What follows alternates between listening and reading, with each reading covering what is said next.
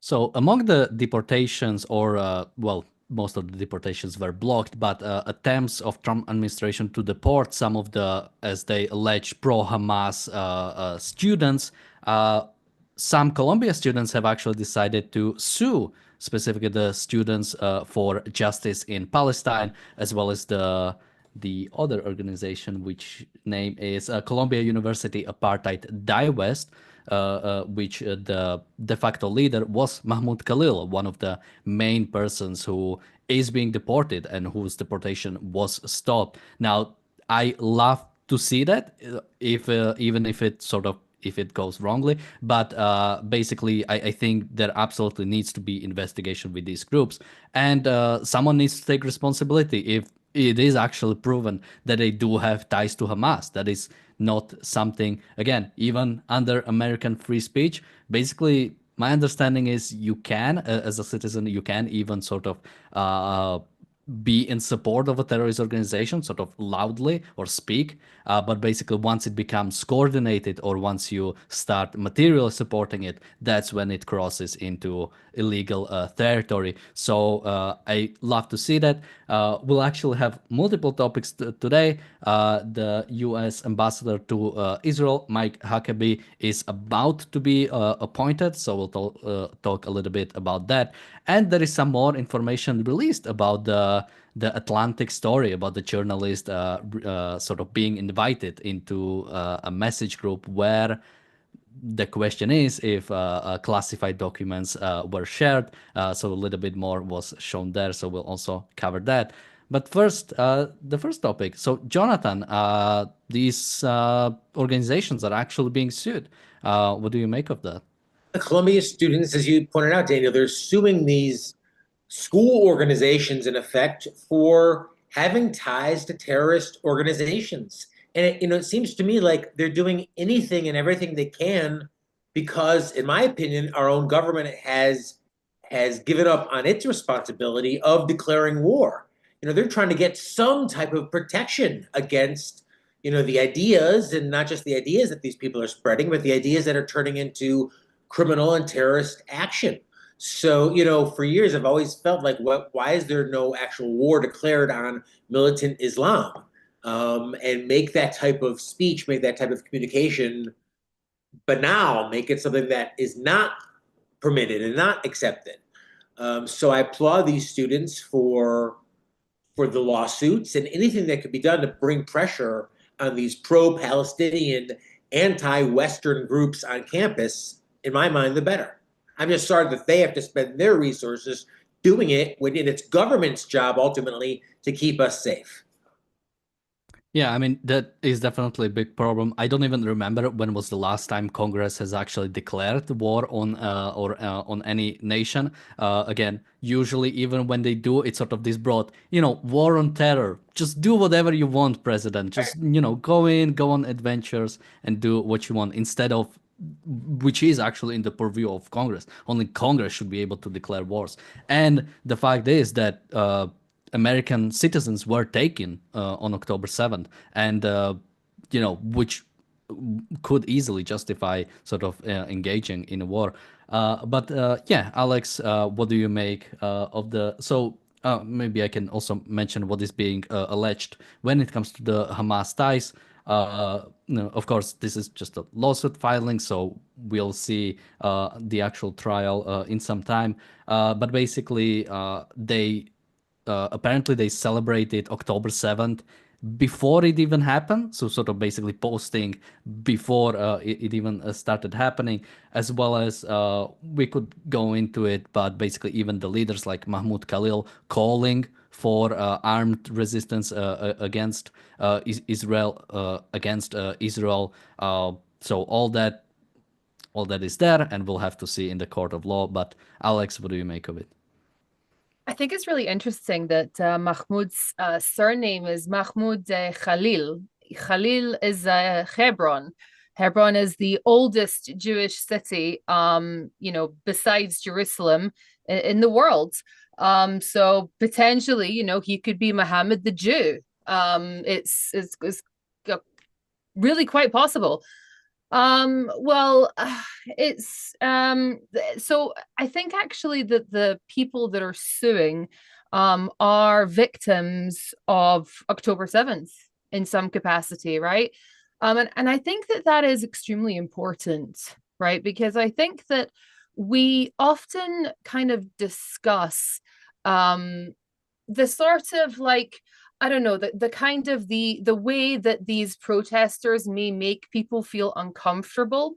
And I think that often that can truly mask what has actually occurred here. And that is that, you know, Israelis have been killed, Americans have been killed, American service people have been killed for decades by radical Islamic terrorists, by just these savages in the most brutal way. So I don't think that the United States has to declare war on them because it's quite clear that they've declared war on the United States. And when it comes to war, the enemy gets a vote. Okay. You don't necessarily get to decide when you're going to be going to war, right? The enemy gets to also put their kind of hat in the ring and take a vote. So yeah, I think it is. I think that with us even sort of talking about this as if the argument that this is a free speech issue is even remotely valid. People were slaughtered in their beds by a savage gang. And these individuals have given moral support and maybe financial support and maybe more to that gang. So it's a little bit like me saying, oh, you're going to arrest me because, you know, I have MS-13 tattoos all over my body and I'm raising money for the MS-13 gang. It's like, yes, obviously you're you are funding, I would be funding crime. I would be contributing to the death and suffering of the victims of that gang. But as soon as you mention this whole Hamas Jew thing, it all just gets completely wiped out. And you wonder, Daniel, if moving forward, this is going to set some legal precedents about, hopefully, what speech is permitted on campuses. You know, I mean, I don't think you should be able to fundraise for Hamas on college campuses or promote for Hamas or sign people up to go serve in Hamas on campuses. But, you know, Miss Rand, I shouldn't say that she emphasized, but I think it's understood that, you know, young people are very susceptible to the ideas. It's why I know the Ayn Rand Institute for many years has, you know, targeted young people with objectivism, with the essay contests, etc. I mean, it's a great time to reach kids. What's so frustrating is how many terrible ideas are reaching them. So I applaud these individuals for suing the universities to just do anything to try to silence these pro-Hamas, pro-Palestinian voices on campus, which have a lot of sway with kids. Yeah, now, first of all, just to mention, the group of plaintiffs includes a freed Israeli hostage Shlomi Ziv. So that was what Alex was mentioning. Now, so also reading from the paper, upon information and belief and based upon statements made to plaintiff Shlomi Ziv by his Hamas captor, Hamas provided financial, organizational, and other support to defendants for the encampment. So that is the smoking gun. That's the one thing that I think truly does change it. Now, when it comes to sort of campuses itself, I think that was the problem from the start, the fact that they negotiated with the students, the fact that the students took over campus grounds, like broke the campus what do you call them, rules, campus rules, and the administration refused to, the university administration refused to do anything about it and encourage this type of behavior, encourage this type of thing. Again, I think we sort of have to separate that the fact right now is that you can actually do even vocal support of Hamas, since Hamas, while being a terrorist organization, America is not at war with Hamas, and even if it was at war, I think still some free speech protections would apply. But providing material support, engaging direct, like talking to Hamas, trying to like getting information from them, that changes the whole thing. It's not a free speech thing anymore. You are actively supporting terrorism. You are actively helping terrorism, and that is something that should absolutely is absolutely in the purview of government to try to curtail, to try to do something about. Yeah, and also, oh, sorry, I was just going to say as well is that Mahmoud Khalil, isn't he also accused of being the head of a group that caused $30,000 worth of damage to private property through vandalism? So I mean that's really very rights violating. And I think as well, whenever I come to the United States of America, I have to go through the border. I have to have my fingerprints taken, and I am coming as a guest. I'm a guest, and thank you very much for having me as your guest. But there's I think it's just totally outrageous, the entitlement of this. To go to another country and to be, Americans are very, very welcoming. They're very happy to have, in general, people come, tourists, and just to treat private property and other people with such complete and utter disregard. And it just totally just defaces everything that the United States of America stands for, which is private property rights, and which is, having just having the right to not be harassed, right, when you're getting an education, or being prevented from walking into to buildings. I mean, it's absolutely crazy. Although, please don't send him back here. That you guys hang on to him for a while. We don't want Mahmoud back just yet, okay? And Danny, I'll quickly just add, it might be a great opportunity to go back and reread a little bit about Ayn Rand's approach to testifying in the HUAC committee against Hollywood communism.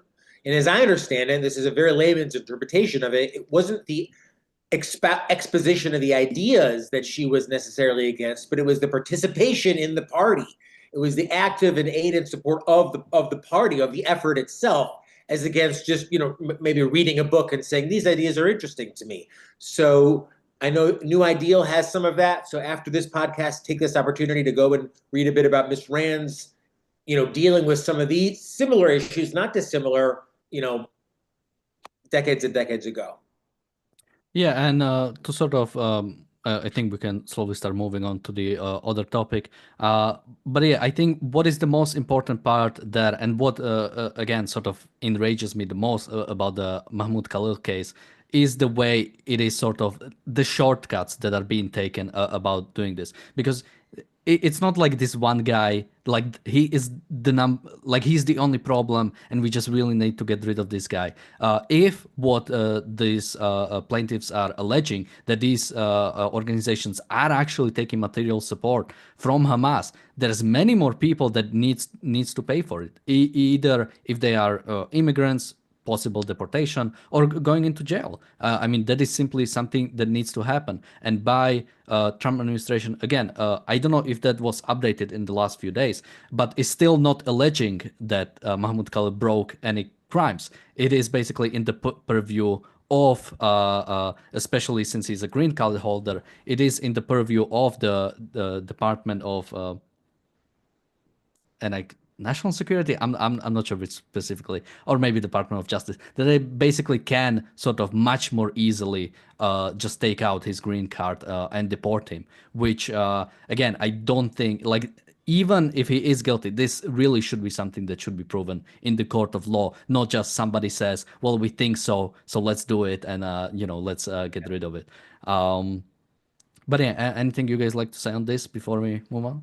No, let's talk about Huckabee in Israel.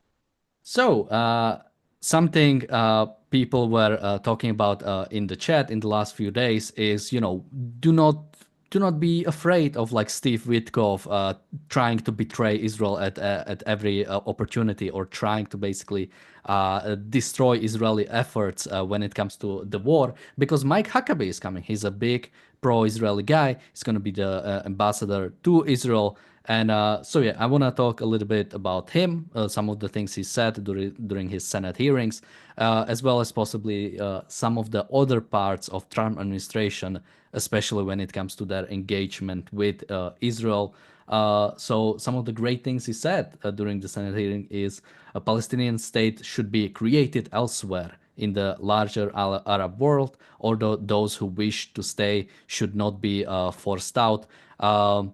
Now, maybe already on this case, the idea that Palestinian state should be created somewhere, I don't think it really matters that much. It should be what Israel should do, should be the number one thing, and the idea that they should not be forced out, I mean, is something we've engaged or talked about many times. But yeah, Alex, what do you make of Mike Huckabee and some of his statements during the Senate hearing?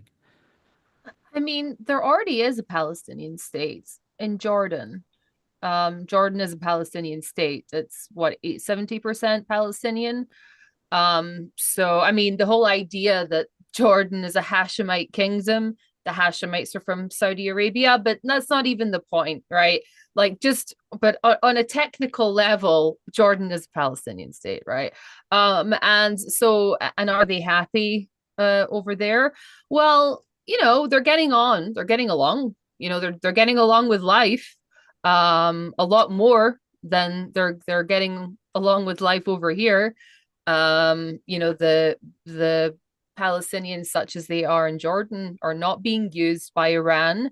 They're not allowing themselves to be used by Iran, right? That's the problem with the Palestinians, really, is that them as a people, they've continually allowed themselves to be used by any malicious organization that's come along. You know, we had the Soviets, right, the KGB, and then, you know, of course, we had Saddam Hussein. He was all about the Palestinians, okay? And, you know, after that, then the Iranians, okay? It's just like, no matter whatever scumbag is out there in the world that'll write a little check, the Palestinians will be like, hey, we'll take that, please. And so, yeah. In terms of Mike Huckabee, it's I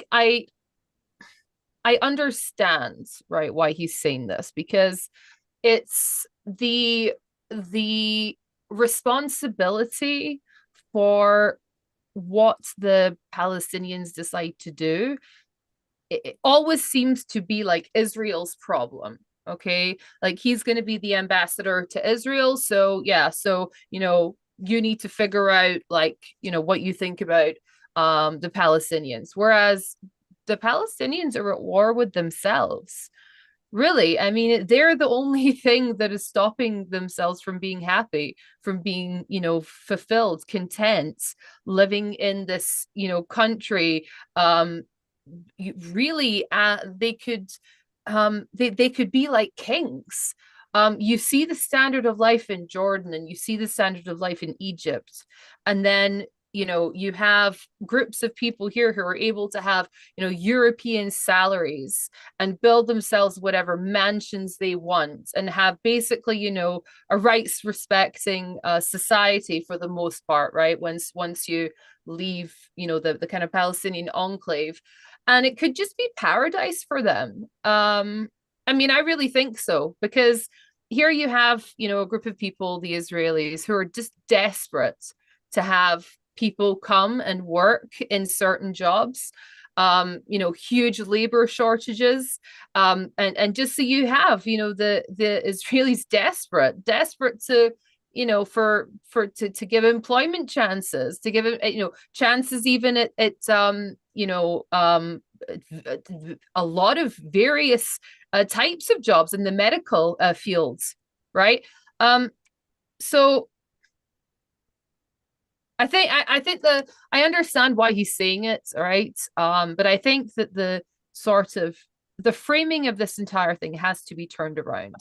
I mean, well, Alex, and let me ask, I mean, just because, you know, obviously you didn't grow up in the States, like, did you know Mike Huckabee has kind of been around a long time? I don't know if you kind of know that background. Like, it's actually funny. His story started, he got famous because he happened to be really obese. He was a really big guy. Do you I remember? didn't know that. No.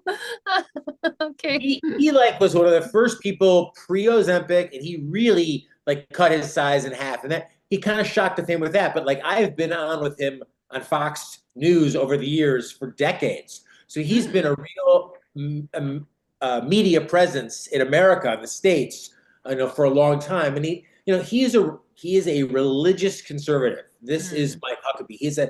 And my sense is his love of Israel is for that love of the tradition of Israel with regard to the Bible and everything else. I wish it was more of the modernity that you're alluding to. The fact that Israel is the modern, rights respecting, technologically, I mean, everything that makes Israel like a real amazing city as against what's happening in Gaza just a couple of miles away. So that's my fear, is that he's a lover of the tradition of Israel and Isaac and Jacob and all that stuff, and not the scientists and leaders that make Israel what it is today. I have to say, like, I have a very strong connection, I think, to history. Like I kind of was having this discussion with Michael the other day, but a couple of weeks ago, because it was the Jewish holiday of Purim, and he was sort of saying, I don't care about that. I don't care.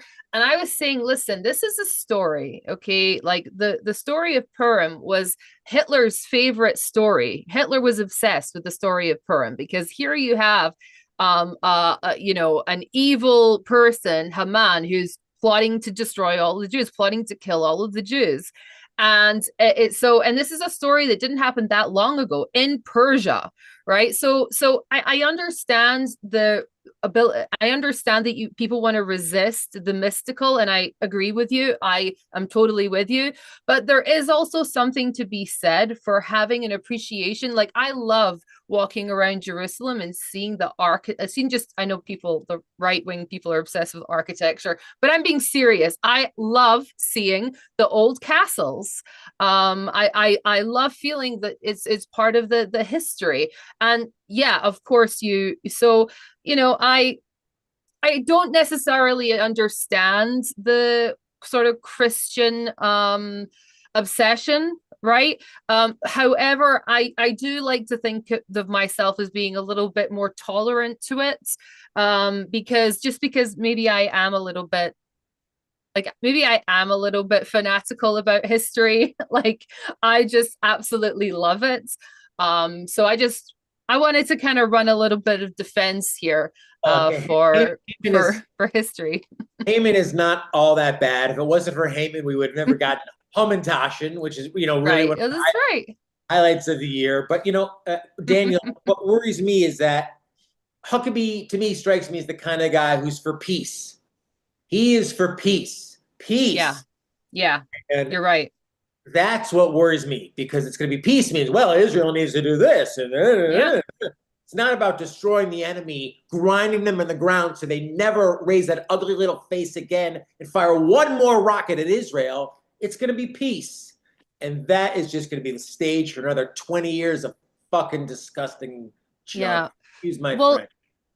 Also, Jonathan, I've really been finding it quite difficult the past couple of weeks to listen to all of the misinformation surrounding the Christians in Syria. So it really is kind of connected to what you're saying here about this sort of these kind of tribal, mystical kind of beliefs about people that here you're seeing, which you can't deny it. It is not pleasant to see any group of people fighting each other and killing each other. But there is not a Christian Holocaust going on in Syria, right? And it's actually Iranian and Russian misinformation. There's been 7 Christians that have been killed, and that's a tragedy. Okay. However, these Christians could have been part of a militia, right? And but what you hear constantly, okay, from the kind of the Mike Huckabees of the world, is that there may be a Christian suffering in Syria, therefore no more questions have to be asked. Okay, like is it Assad? Maybe he was actually not that much of a bad guy. At least then the Christians weren't getting killed. And it's like, well, I mean, first of all, it's not true. They were getting killed, they were getting butchered. I mean, there was nobody crueler than the Alawites, right? They were, I mean, famously sadistic. But it's sort of, and even the Israelis, I find I'm hearing it a lot more, that they're falling into this nonsense of like, we need to come and protect the Christians and protect the Christians from the evil, Sunnis in Syria. And I find that it's that kind of blind religious tribalism. It literally is just rotting your brain from the inside out. So I do agree with you, Jonathan. I find that I find that whole kind of tribal peace nonsense truly insidious. And thanks, Daniel. I don't mean to step on you, Sure. but I want to thank our super chat people who are like PC and the Light Life. They donate £5 a month. That really isn't much of anything, but it helps us bring you 7 days a week of material inspired by Ayn Rand's objectivism. Daniel, Alex, and myself are all students of Ayn Rand, and we study and we read and we try to bring some of her perspective to the day's events. So we thank you for being part of our conversation here. And Yair Roth, who doesn't happen to be a super chat, but his comment is that history is not a reason to support Israel. And that's kind of my bucket, is if it's just history, that's nothing. And that's what I worry about with Huckabee, is that, he reads all the scripture, but does he have the real respect for what makes Israel special and exciting today?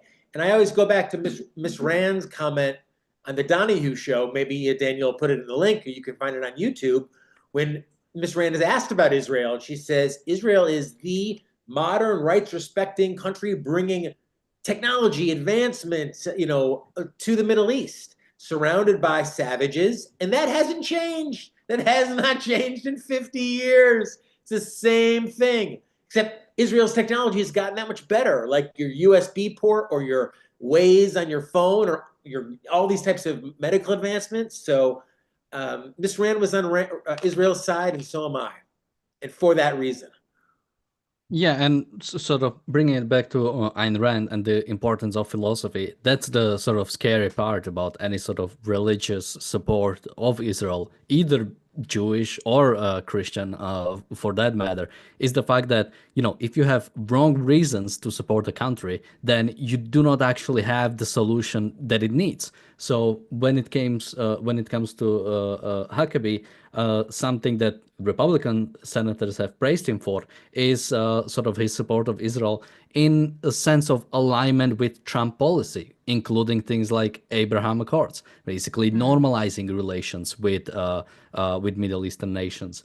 He called for normalizations between Israel and Saudi Arabia. So again, what does normalizing means? It means legitimizing authoritarian states in many cases. I just seen a Wikipedia article about democracy, and apparently only like 3 countries in the world do not claim they are a democracy. Basically, everybody claims they are a democracy. But Saudi Arabia is the one country that doesn't actually even claim they are democracy. They straight up say, no, it's a king, yeah, and he rules with pretty much almost absolute power. And so something he said, Huckabee, is it would be astonishing and incredible to see former enemies become partners in peace.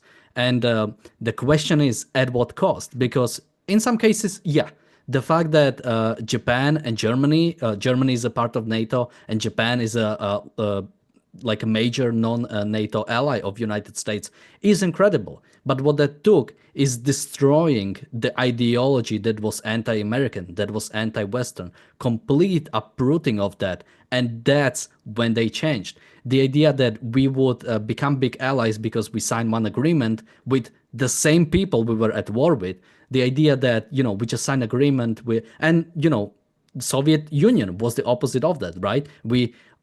They were pretty much enemies. I mean, they were a communist nation, right? You couldn't really get more animalistic towards any sort of Western type of government. And then we decided to ally with them during World War II, despite the fact that they were one of the nations that attacked Poland, that started World War II. So yeah, we became this big friends, this big ally. But that is not an end in itself. If you normalize the relations with dictatorships, that's a wrong way to go about it. And that sort of builds upon the point you guys were making, that yeah, he seems to be the sort of the guy that is big on peace. But what does it mean when you surrender or when you appease this type of authoritarian states? We'll certainly make it a point to check back on Huckabee's progress in a matter of weeks or matter of months and kind of see what goes down. But knowing that it was the Trump team, as I understand it, that pressured Netanyahu into some type of a truce or ceasefire even prior to the inauguration, it's just not giving me a lot of hope along the line of John David Lewis's nothing less than victory. And I always make this point. It's like I've been hearing about all this unrest in the Middle East here in America since I was a kid. All the group names have changed. Islamic Jihad and Muslim Brotherhood, this one and that one. So until the ideas change, and Daniel, to your point, I think they can only change by force. I don't know how else. The schools need to change. Everything in the Palestinian territories needs to change. How you're raising these young people to think about Jews, the West, their lives themselves. It's like you need a whole sea change here. So it's going to take a hell of a lot of work or a hell of a lot of armory.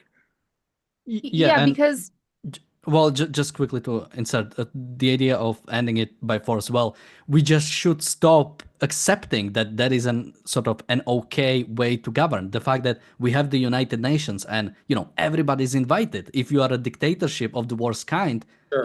or if you're China or Russia, yeah, you're invited. If you're North Korea, welcome aboard.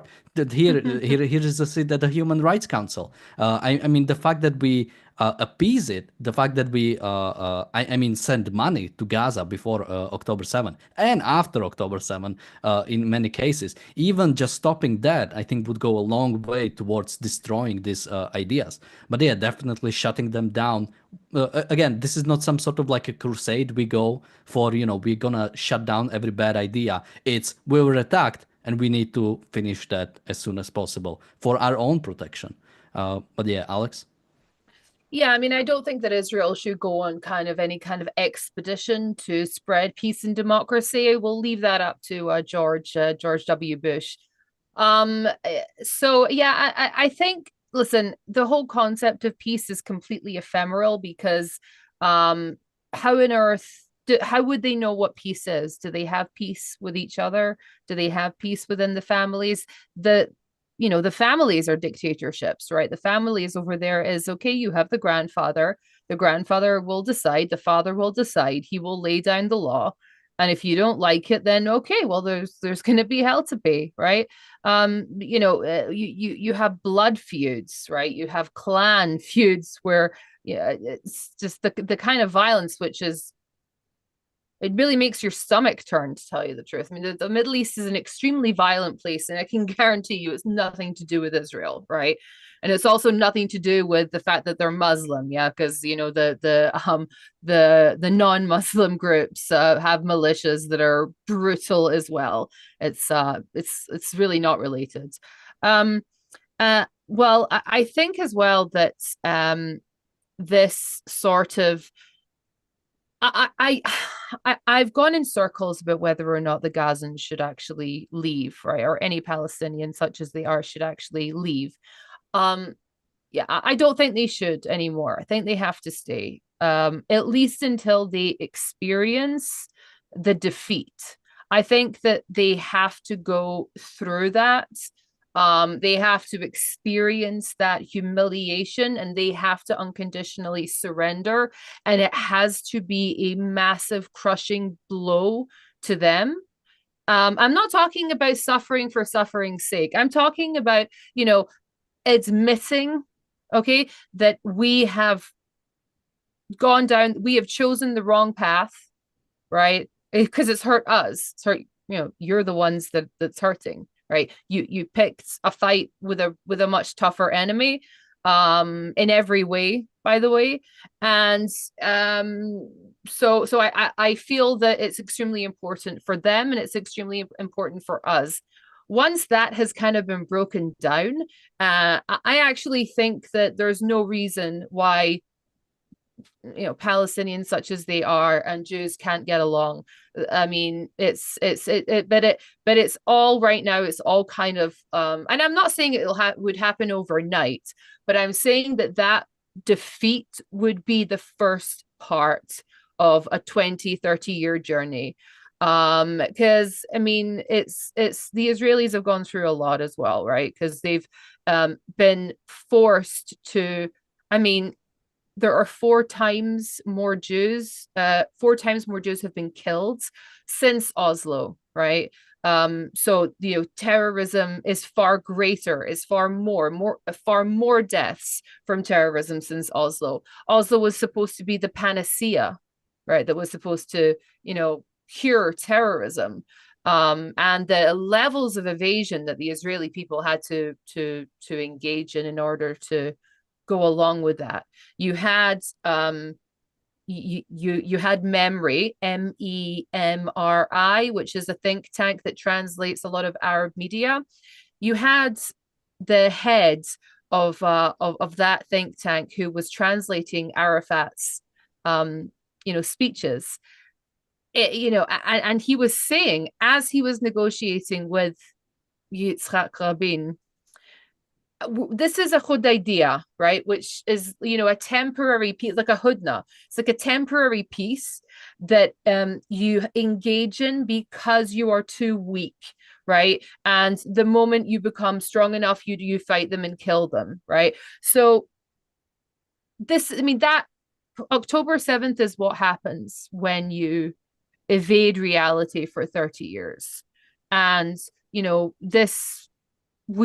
continue to negotiate and continue to think, oh yeah, one more, we'll just make one more, concession and then everything's gonna be fine. Yeah. Oh, we'll just give the Shifa farms to Hezbollah and then it's all gonna be cool.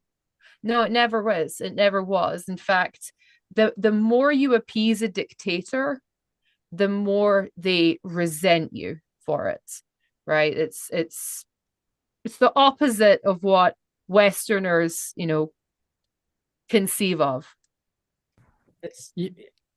Just to quickly build upon the occupation part, again, even when we talk about Israeli occupation, it's not some sort of like a torture chamber we build there to put in Palestinians, to pay for the war or something. It's just letting them know, no, we are here to stay. You tried to wipe us out and you failed, and now as a consequence, you no longer get to govern yourselves for some time until something changes, until your philosophy changes. You'll be under military occupation. And yeah, once you reform, you'll get to possibly be citizens, possibly, be allowed to do more things. I mean, even before October 7, tens of thousands of Palestinians from Gaza were going to work in Israel every single day. They were allowed to do things. They were allowed to do that. And what did they do with that? They used the fact that they were going there to draw up plans for October 7. So again, whenever Israel lets down the pressure a little bit, Palestinians always use it for more violence, similarly to Oslo. Jonathan? And it's just, it reminds me of Miss Rand's comment about how it's ideas that move the world and how quickly everyone else is think, oh, it's natural resources that move the world or history or tradition, but like basic ideas. I mean, you have, two populations here spitting distance from each other, but, one has modern, as I said, rights respecting, futuristic, technologically advanced, and the other are backward savages and live like it and have lived like it for decades. And it's the same, to me, dichotomy as like North and South Korea or Miami, Cuba, and Miami, Florida, and Cuba. The difference of ideas determines everything. Basic ideas of how you see yourself, see the world. And that's why picking up Miss Rand's work is so vital. It's been so vital for us. And I also want to thank Enric and Bonnie, who are also Super Chat members. We couldn't do it without either one of you, and we appreciate you both greatly. Yeah, or even the most stark example, East and West Berlin. I mean, you couldn't get closer to like the same population, the same city being split in two, and the stark difference that generates from that, based on ideology, based on the type of ideas they want to engage in. Now, just quickly, I want to run one thing by you about what you guys think. Something I have been pretty much claiming from Sunday, or have been asking, and people were shitting on me for that, is basically I was really asking, like, why is Steve Witkoff sort of the person engaging in these negotiations? I always ask people, who was the special envoy to Middle East under Biden administration? And nobody knows, because it was Amos Hochstein. Oh, good. I think it might have been nice. But because she was not the primary one engaging when it comes to foreign policy in Middle East. It was always Antony Blinken. It was always the Secretary of State. Amos Hochstein is a guy, sorry. No, then Amos maybe you. Hochstein is a dude. Yeah, Amos Then- Hochstein is a man. Yeah. Okay, then I might be misremembering. But that's Yeah. not the important point. The fact is that Steve Witkoff is not only dealing with the negotiations with Hamas in Middle East, he's also the one dealing with negotiations with Putin. And it makes no sense if you have someone like Antony Blinken, your Secretary of State, your chief diplomat, and someone who is actually pro-Israeli, unlike Steve Witkoff. So, I'm sort of like, this is just a huge question. Basically, how pro-Israel Trump really is if he chooses someone like Steve Witkoff to deal with this instead of Marco Rubio. Alex, what do you make of that? Well, I mean, Jonathan, what do you think? Do you think that we should let Daniel get away with such egregious misgendering of Amos Hochstein? Do you think that we should let that kind of thing go? I don't think so. So that's gonna go in the jar. Okay. I agree. But then again, the person who has to be the envoy to the Middle East, he's basically gonna have to be sort of like the peacemaker with Cain and Abel, or the Montagues and the Capulets, or what was it, the who was it again, in the Puerto Ricans and the in West Side Story, right? Because you just have these warring gangs, and it's not one or two, it's 5,000 warring gangs. Maybe Steve Witkoff would be a good envoy to the Middle East, because it seems that he's a bit of a bully, and certainly bullies can get pretty far in this neck of the woods. In fact, it's not necessarily a bad thing to be, a bit of a brute. Yeah, I agree with you, Daniel. I think that, yes, of course, Trump is far more, pro-Israel than most other people. However, what is at the root of that, right? What is kind of the reason for that? Is it principle? Is it, some kind of moral conviction? Is it some kind of belief in, that this is the right way to do it? I don't think so. I would be very surprised. But that's how I think how little respect we have for politicians, is that I don't know about you, Jonathan, I don't even expect it anymore, right? I'm just kind of like, yeah, it's almost like you're kind of like the wife of a man who doesn't like give you any attention, and once a year he'll give you like a little I don't know, a little bracelet or something, and you're just, oh my god, he's the best. It kind of feels a little bit like that. It's sort of like, oh, Trump is the best, oh, he's amazing. He's not trying to stop the Jews from defending themselves from an invasion. I mean, the proof will be in the politics in the months and weeks to come, and I think that the emphasis on victory over peace will be something my ears are certainly attuned to. And look, I'm optimistic but concerned, because deal makers' interest is in striking a deal, not in seeking justice. And John David Lewis's book, I recommend it all the time, Nothing Less Than Victory, goes into great lengths, philosophical lengths. And Dr. Lewis was a great objectivist about what it takes to actually win a war, to what Daniel's describing. Whereas the enemy not only puts down their arms against you, but becomes a functioning, successful part of society, which I absolutely believe the entire Middle East could be. I mean, the Middle East has always mystified me. It's like this complete cesspool of tribalism and kingdoms and little religious groups. And then you have Israel, this like rights respecting juggernaut, only because of its ideas and all the wealth and prosperity that emanates out of that. So that can be exported, but they need better ideas, and they're not getting them, I think, with Steve Witkoff. Yeah, just to restore my honor, so the special envoy to Middle East for humanitarian affairs was Lisa Grant. So it was a woman, which I was remembering that it was a woman. Hochstein was never. He was in the Biden administration, but he was not the special envoy to Middle East. What was he then? What was he then? He was a special envoy and coordinator for international energy affairs. Well, you know what? I'm gonna have to eat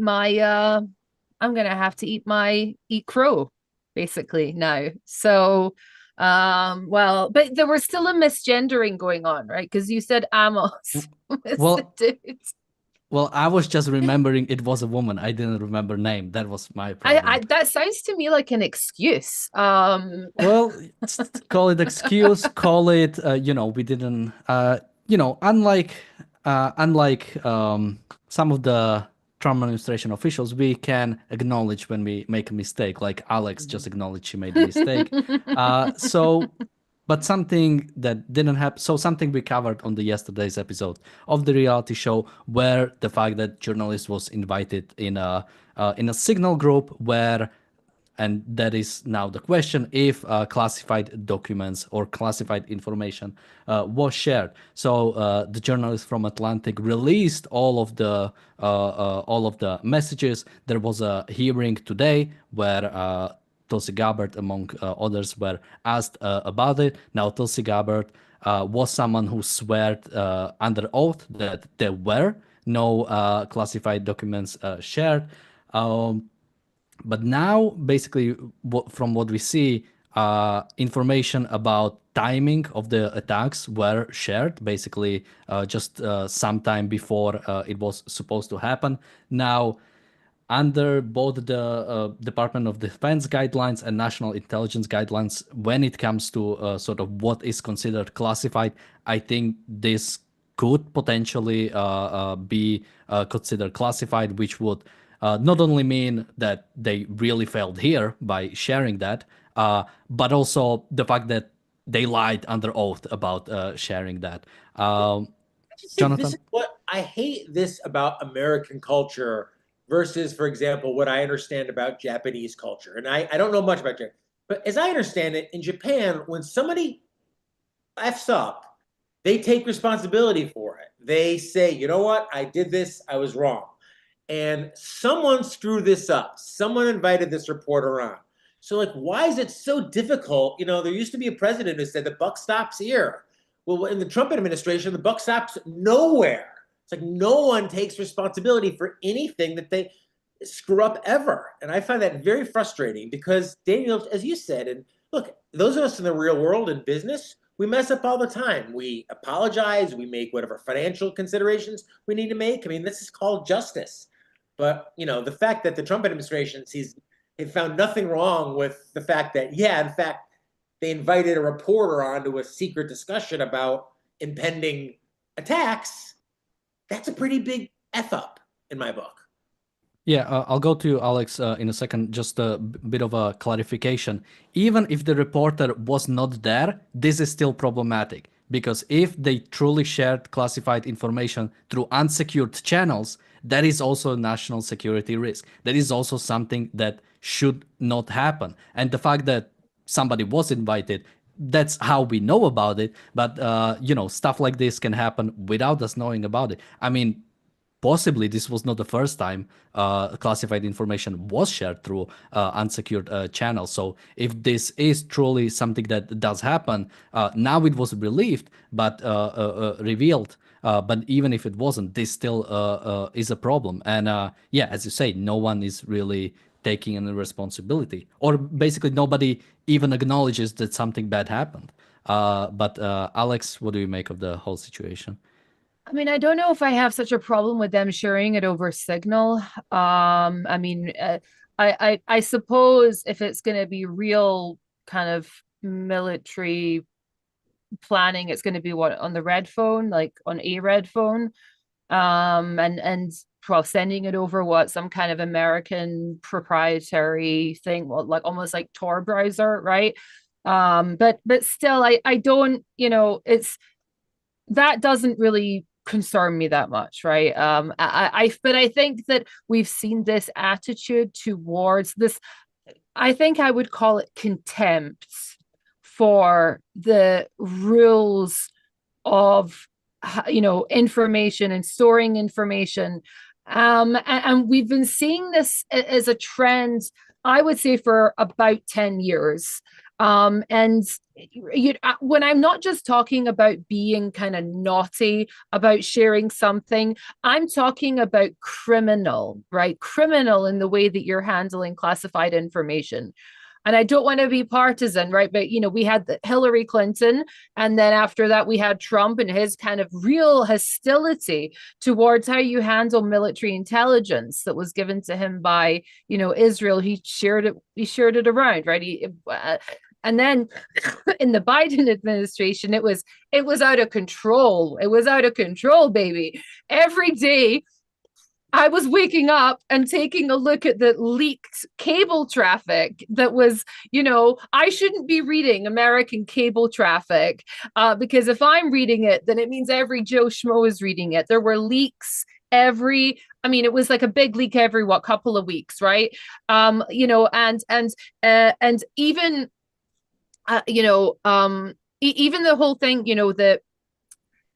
even the whole kind of cutting Ukraine out, right, of the kind of the intelligence, in a way, I do understand it because there are the Americans understand that there are many Russian agents, right, that are embedded in the kind of Ukrainian military intelligence. So they're nervous. They may be nervous, right? Although I'm sure they did it for political reasons. I'm just saying in general, I would be nervous the same way everybody has been nervous about that, right, since 2014. But that is actually the end kind of stage here, right? Is that a few days ago in Israel, we had a general from military intelligence leave a whole bunch of actual files in a parking lot, and really, and I heard about it on Ynet, right?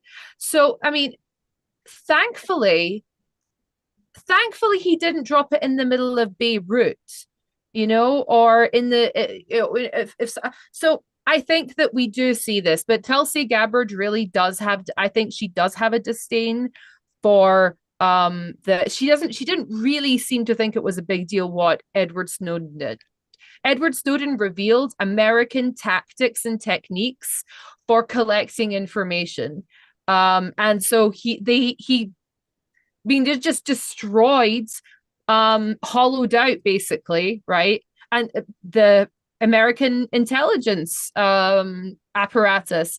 And because he had a very good agent that knew how to talk to him and knew how to convince him that, yeah, you're betraying your country and whatever, but you're doing it because you love your country, right? It was like this twisted logic. And I think probably Tulsi Gabbard may dabble in that thinking as well. Jonathan? I'll just say to wrap up, and I know we're almost out of time, but to wrap up on this issue of the Hegseth Houthi plans, my sense is the American people, especially now, are actually rather forgiving. If Trump or Sturga had come out and said, this was unacceptable, we're going to do a top-to-bottom reorganization and make sure that everything is secure, everything is tight, everything is locked up, I mean, I think people would say, all right, they've got the matter in hand. But, to evade it, to evade, oh, there was no issue, there is no issue. And how does that assuage any fears that anyone might have about the competency of the military commanders and commandership? So, I always feel like Bill Clinton's numbers went up the moment he admitted to having an affair with Lewinsky, and they went up from right there. So I feel like this actually probably was an opportunity missed by Hegseth and the Trump administration to say this is absolutely inappropriate. These are not the messages to be having on an unsecured network, and we're going to have these protocols moving forward to make sure this never happens again. That's what you would do in the business world. Yeah, I think Yeah. the unfortunate reality is the fact of the kind of people that do support Trump do not care for that. They simply do not care for somebody accepting the responsibility. They do want him to basically deny that anything wrong has happened. And what do you do at that point? It sort of reminds me of Joe Rogan. The fact that, Joe Rogan goes on, spreads misinformation on his podcast, and then he apologizes for that a little bit later, and then goes on to spread more misinformation. It's like, yeah, that doesn't mean anything. And again, even if somehow Trump was able to acknowledge that he ever made a mistake, the fact is that fundamentally nothing would change about him. It's not like this is like a real introspective event for him that he might really think about what needs to happen differently with his life. But we should be wrapping up. So Alex, any last thoughts, and where can people find you? I just want to say that if genuinely, if Tulsi Gabbard was worth anything, she would be sweating thinking about potentially accidentally revealing military intelligence, because she would understand that, okay, now an American is going to die in a very brutal public way. So I recommend the IDSF, and I recommend the podcast, and the rest is classified. Jonathan? I want to thank our YouTube chatters as well. Alex got a wonderful compliment from The Light Life. Alex, thank you for speaking about the issue with a broad perspective. Appreciate your ability to educate without banging the drum of bias. And I agree with that. And we all thank our super chatters as well. My books are A New Textbook of Americanism and Can You Really Love a Dog? Both based in objectivism, both available at Amazon.com. And Audible. Thank you. And with that, thank you guys for joining me today. Thank you everybody for watching, and we'll see you tomorrow with another episode of The Daily Objective and the reality show. Until then, bye-bye.